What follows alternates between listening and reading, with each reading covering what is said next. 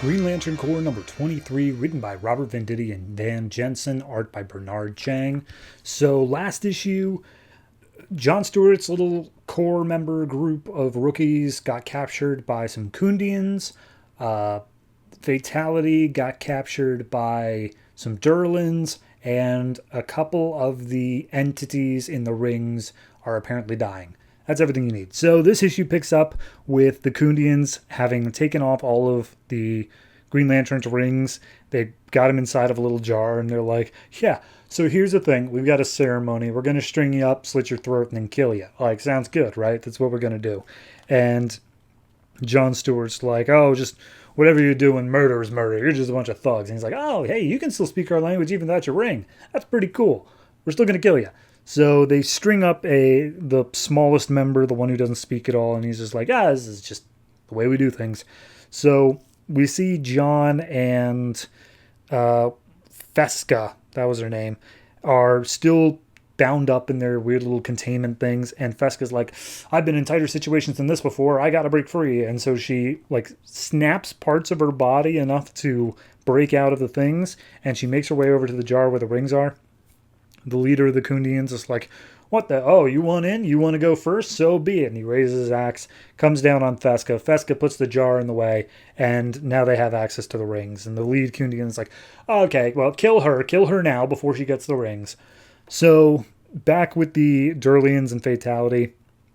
Fatality gets her ring powers back, and she's just like, okay, that was weird. Don't know what happened there. Anyway, I'm ready to fight you all off. And the Durlians are like, you do understand we could kill you at any moment, right? Like, we're just messing around with you for the most part here. And she's like, yeah, okay, prove it. So one of them transforms into like a tiny bug. It starts flying a Fatality. She tries stabbing at it. She's like, why would I be afraid of a bug? And then it goes inside her ear, and she's like, yeah, that thing's called a carrion death wasp.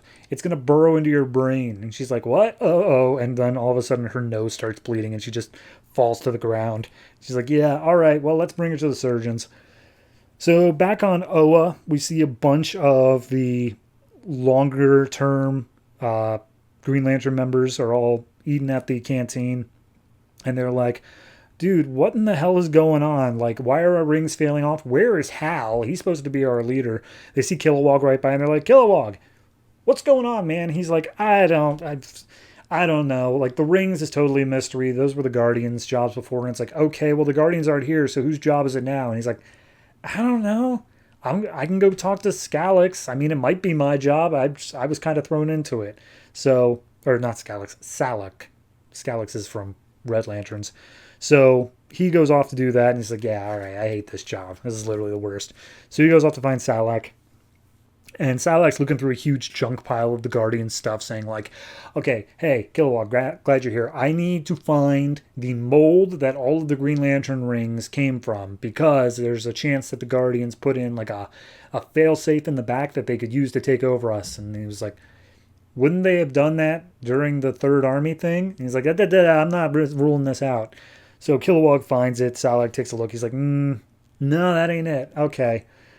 Well, maybe it's a problem with the central power battery. I got to go check that out. You want to come with? And Kilowog's like, yeah, sure, whatever. So back on Kundia, they've opened fire on the Green Lanterns, seemingly killing them. But of course, they got their rings back. They're fine. And they start charging at the Kundians. They really lay down the punch. We see that the small one, who has been unable to attack at this point, he makes some brutal constructs of his own face and body that like just punch down these guys, unleash like sonic screams, really messes with them all. And so they manage to hold off the Kundians for a little bit. We see that Drux has his axe back, one he stole from the Kundians, and he's like, now I get to finally have my blood right. And at that point, John Stewart's like, up, no killing. Everyone, listen up. Green Lanterns have a bad enough name. No more killing. And Drux like, dude, come on, man. Fine, whatever. So at that point, they look up. They see an entire Kundia fleet descending on them. And he's like, well, everyone, it's time to learn the most important lesson. Retreat is always an option. So immediately they just all get in a bubble and fly their way off planet. So we see Fatality being strapped down to a table. The Durlans are doing some tests, and they're like, yeah, no, we can't get the ring off. Someone's got to call the boss. I don't know what I'm supposed to do. I can't get the damn ring off. And so Fatality wakes up, the ring's still on her finger. She powers up, breaks out the shackles, and is like, ring, tether me to Jon Stewart. And so out of her chest comes this tube thing, and immediately she goes off like a bolt of lightning. And drones are like, wait, no, geez, I'm so fired. So Jon and them are approaching Oa and just like, okay, hey everyone, you did a good job. You all did fine. You're not dead, so that's great. And then all of a sudden he gets zapped with the Star Sapphire energy and falls down to Oa.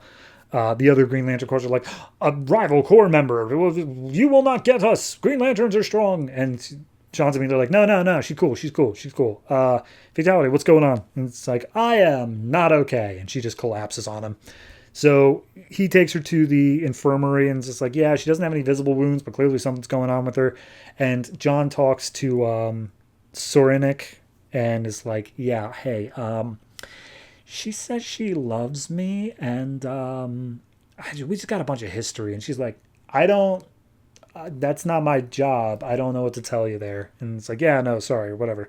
But the got to get back to my rookies. So he goes back out and he's like, hey, the rings chose you for a reason. You guys did a good job.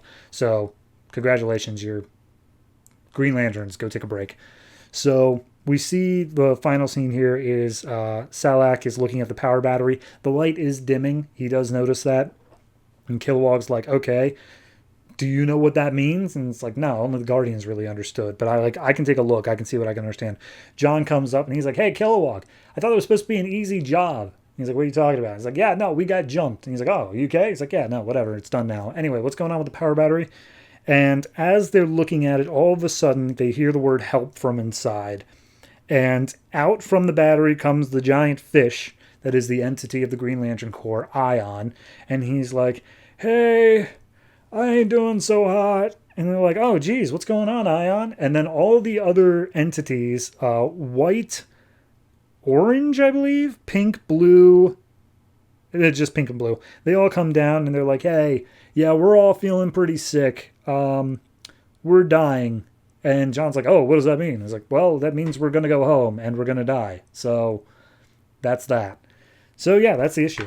Next issue, I believe, ties in to the relic stuff going on in New Guardians. I think it's its own little mini crossover event. So maybe the Guardian stuff will be wrapped up in that. I'm not sure. But regardless, I think this was a fine issue. It's as I predicted last time. It's just taking a little bit of time to get us introduced to these new recruits of the Green Lantern Corps, get us into a pattern of, okay, here's what this one does, here's what this one does, and then also working in this larger story with the Durlans and with these entities and all this other stuff. So I think it's a finely written issue.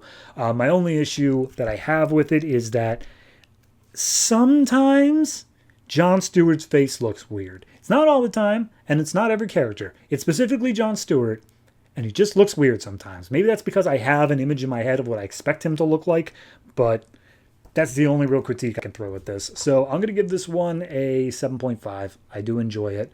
Not quite great, amazing. Still good.